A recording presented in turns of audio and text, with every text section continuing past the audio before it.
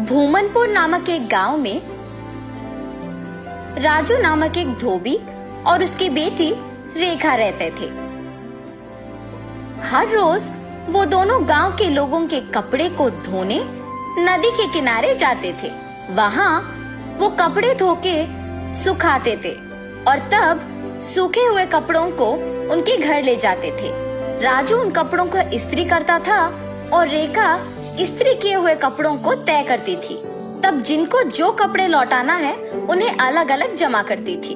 ऐसे हर दिन वो मेहनत करके पैसे कमाते थे और ऐसे ही कुछ दिन बीत जाते हैं। एक दिन नदी के किनारे जब राजू अपनी बेटी के साथ कपड़े धो रहा था, तब एक भूत उन्हें देखना शुरू करती है।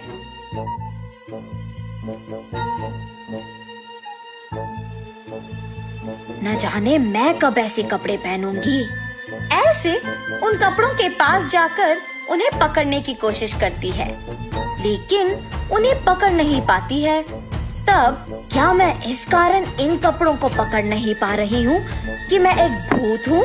ऐसे सोचकर राजू की बेटी रेखा की ओर देखती है। बिना कुछ सोचे समझे उसके अंदर घुस जाती है। घुसने के तुरंत बाद लाल लहंगा और जैकेट मौजूद जगह को भाग के जाती है और हाथों में कपड़ों को पकड़ के बहुत खुश हो जाती है। बेटी को ऐसे अजीब तरह से पेश आते देख राजू कहता है, हाँ क्या हुआ तुम्हें रेखा? वहाँ खड़ी हो, बहुत सारा काम है, चलो। लेकिन रेखा में भूत घुसने के कारण वो कुछ नहीं कहती है। तब राजू उसके पास जाता है। रेखा गुस्से से अपनी पिता की ओर बड़ी आंखों से और लंबी नाखून के साथ देखती है। उसे ऐसे देख उसके पिता डर जाते हैं। पापा, मुझे ये अच्छा लगा है और मैं यही पहनूंगी, ऐसे कह के वहाँ से चली जाती है। रेखा को ऐसे देख उसके पिता डर डर के घर धीरे से सारे कपड़े लेके पहुँचते हैं। तब तक रेखा वहाँ उसको जो कपड़े पसंद आए वो सारे पहन के तैयार होती है। अपने आप को वो सुंदर कपड़े पहने हुए आईने में देख बहुत खुश हो जाती है। हम सबको वो दिखने में रेखा थी, मगर उसको उसकी असली रूप एक भूत के ही रूप में दिखती थी। और ऐसे ही हर रोज आए हुए कपड़ों में अपने पसंदीदा कपड़े चुनकर उन्हें पहन के तैयार होके अपने आप को आईने में देख खुश होती थी। दिन प्रतिदिन उसका तैयार होने की चाहत बढ़ती जाती है। राक्षस की तरह अपनी बेटी का व्यवहार देख राजू परेशान होता था, मगर अपनी बेटी की सच्चाई को किसी से कह भी नहीं पाता था, और अगर कहा भी तो वो ये सोच के डर जाता था कि उसका नतीजा क्या होगा। एक दिन जब गांव के जमींदार राजू को धोने के लिए कपड़े लेने के लिए बुलाते हैं, तो राजू वहां जाता है। कपड़े लेके जब राजू वापस घर पहुंचता है तो सारे कपड़े बाहर निकालता है। तब रेखा उन कपड़ों के पास आके उसमें पीले रंग लहंगा और लाल जैकेट लेके वहां से चली जाती है।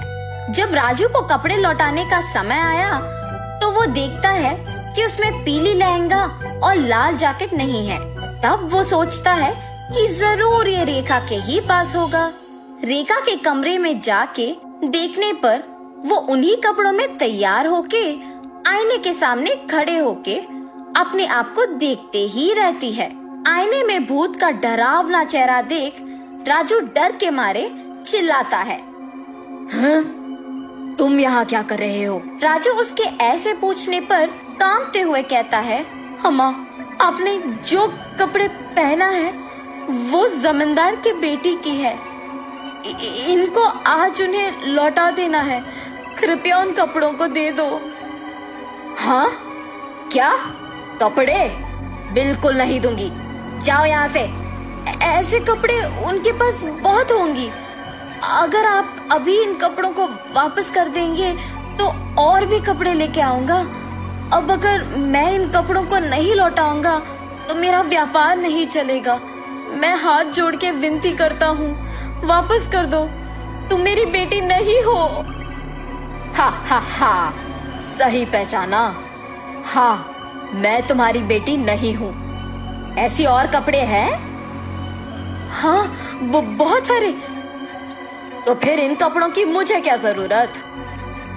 ऐसे कहकर उन कपड़ों को वहां छोड़ के हवा में उड़ के गायब हो जाती है। ये जान के जमींदार की बेटी के पास बहुत सारे कपड़े हैं, वो सीधा उनके ही घर पहुंच जाती है। अच्छे कपड़ों के लिए सारे कमरे छान मारती है। उस घर में मौजूद जमींदार के परिवार वासियों को राजू की बेटी का व्यवहार कुछ समझ में नहीं आता है। जमींदार की बेटी अपने पिता को बुला के कहती है, पापा पापा, राजू की बेटी रेखा बहुत अजीब तरह से पेश आ रही है। ऐसे कहते ही वो वहाँ जाकर कहता है, ए लड़की, क्या कर रही हो? पागल हो गई हो क्या? जमींदार के ऐसे कहने पर क्रोधित होके रेखा जोर से चिल्लाते हुए अलमारी को उठा के उन पर फेंक देती है। सभी डर जाते हैं और जो कुछ भी वो मांगती है उसके सामने रख देते हैं। रंग बिरंगी कपड़े, जेवर, चूड़ियाँ, सब। हाँ, आओ आओ, मुझे तैयार करते हुए मेरी सेवा करो, आओ।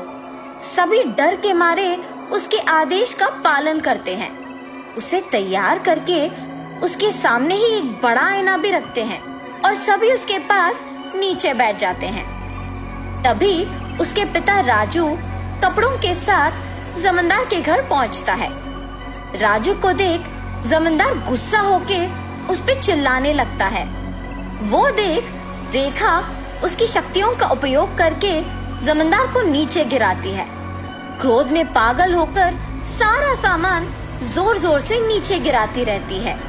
वहाँ मौजूद सभी को एकदम डरा देती है।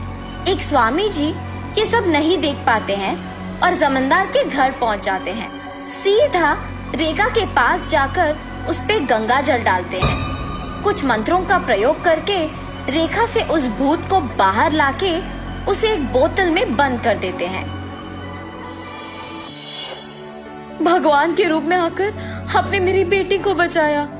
उस स्वामी जी का धन्यवाद करके जमींदार से भी माफी मांगकर वहाँ से चले जाता है।